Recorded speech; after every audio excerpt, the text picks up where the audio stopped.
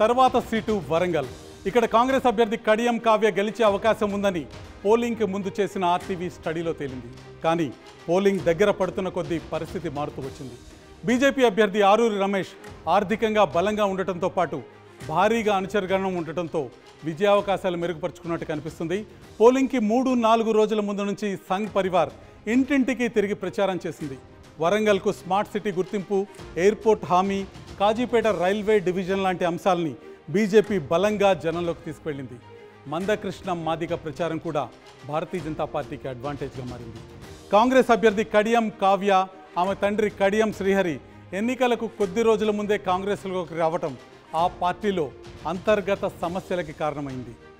విద్యావంతుల్లో Modi mania ఉండటం ఆరూరి రమేష్ విజయావకాశాలని మరింతగా పెంచింది. అసెంబ్లీ ఎన్నికలకు, పార్లమెంట్ ఎన్నికకు వరంగల్ పార్లమెంట్ పరిధిలో ఏం మారిందో ఒకసారి చూద్దాం. ఇక్కడ 7 అసెంబ్లీ స్థానాలు ఉన్నాయి. 2023 అసెంబ్లీ ఎన్నికల్లో ఇక్కడ 6 సెగ్మెంట్లలో కాంగ్రెస్, ఒక్కచోట బీఆర్ఎస్ గెలిచాయి. బీఆర్ఎస్ ఎమ్మెల్యేగా గెలిచిన కడియం శ్రీహరి కాంగ్రెస్లో చేరటంతో మొత్తం 7 సెగ్మెంట్లు కాంగ్రెస్ ఖాతాలో చేరిపోయాయి. అయితే పార్లమెంట్ ఎన్నికల నాటికి పరిస్థితి అనూహ్యంగా మారినట్టు కనిపిస్తుంది. బీజేపీ గెలుపు దిశగా నడుస్తున్నట్టు కనిపిస్తుంది. ఒకసారి వరంగల్ పార్లమెంట్ నియోజకవర్గంలో అసెంబ్లీ సెగ్మెంట్ల విషయానికి వద్దాం. ముందుగా స్టేషన్ ఘన్పూర్ విషయం చర్చిద్దాం. బీఆర్ఎస్ నుంచి కడియం శ్రీహరి ఇక్కడ గెలిచి కాంగ్రెస్ పార్టీలో చేరారు.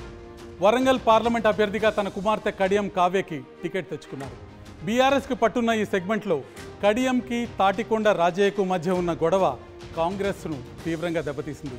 కడియంకు వ్యతిరేకంగా గట్టిగా ప్రచారం చేసి బీఆర్ఎస్కి ఓట్లు పడేలా రాజయ్య కష్టపడ్డారు. బీఆర్ఎస్లో ఉన్నప్పుడు కాంగ్రెస్ ఎమ్మెల్యే అభ్యర్థి ఇందిరను ఓడించారు కడియం. దీంతో ఆయన్ను దెబ్బతీయాలన్న పట్టుదలతో ఇటు కాంగ్రెస్ అటు బీఆర్ఎస్ నేతలు పనిచేయడంతో కావ్యకి ఇక్కడ పెద్ద మైనస్ పాయింట్గా మారింది. ఓవరాల్గా ఈ సెగ్మెంట్లో బీఆర్ఎస్కు ఎక్కువ ఓట్లు పడటం బీజేపీకి అడ్వాంటేజ్గా మారుతుంది. ఇక పాలకుర్తి అసెంబ్లీ నియోజకవర్గంలో కాంగ్రెస్ గెలిచింది. ఇప్పుడు కూడా కాంగ్రెస్ హవా అక్కడ కనిపించింది. ఈ సెగ్మెంట్లో తాజాగా అత్యధికంగా ఓట్లు పోలయ్యాయి. ఇక్కడ ఓడిపోయిన మాజీ మంత్రి ఎర్రబెల్లి దయాకర్ రావు ప్రతిష్టాత్మకంగా తీసుకుని కాంగ్రెస్కు ఓట్లు పడకుండా కృషి చేశారు.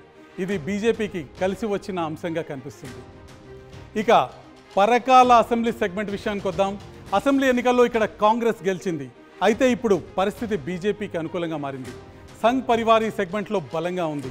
బీజేపీ రాష్ట్ర స్థాయి నాయకులు ఇక్కడ చాలామంది ఉన్నారు. పార్లమెంట్ ఎన్నికలు కాబట్టి మోదీ మేనియా కూడా ఇక్కడ పనిచేసిందనే చెప్పాలి. పరకాల తర్వాత వరంగల్ ఈస్ట్ వెస్ట్ నియోజకవర్గాల విషయానికి వద్దాం. ఇక్కడ ఈసారి అతి తక్కువ పోలింగ్ నమోదైంది. విద్యావంతులు ఎక్కువగా ఉండటంతో పడిన ఓట్లలో బీజేపీకే ఎడ్జ్ ఉన్నట్టు చాలా స్పష్టంగా కనిపిస్తుంది. మంత్రి కొండా సురేఖ ప్రాతినిధ్యం వహిస్తున్న వరంగల్ ఈస్ట్లో బీజేపీకి అనుకూల పరిస్థితి కనిపిస్తుంది. ఇక్కడ అర్బన్ ఏరియాలో బీఆర్ఎస్ ఓటు బ్యాంక్ కూడా ఈసారి బీజేపీ వైపుకు మళ్ళినట్టు పోలింగ్ పండితులు చెప్తున్నారు. వరంగల్ వెస్ట్లో కాంగ్రెస్ ఎమ్మెల్యే నాయని రాజేందర్ రెడ్డి ఉన్నప్పటికీ ఈసారి ప్రభావం తక్కువగా పనిచేసినట్టు కనిపిస్తుంది. ఈ 2 నియోజకవర్గాల్లో ఇప్పుడు కాంగ్రెస్కు వ్యతిరేకత చాలా స్పష్టంగా కనిపిస్తుంది. అది బీజేపీకి అనుకూలమైన అంశమైనట్టు చాలా స్పష్టంగా కనిపిస్తుంది. ఒకసారి వర్ధన్నపేట దగ్గరికి వెళ్దాం. వర్ధన్నపేట అసెంబ్లీ సెగ్మెంట్లో కాంగ్రెస్ నుంచి కేఆర్ నాగరాజు గెలిచారు. అయితే ఇది బీజేపీ ఎంపీ అభ్యర్థి ఆరూరి రమేష్ సొంత నియోజకవర్గం కావటం రమేష్కు ప్లస్ పాయింట్గా మారింది.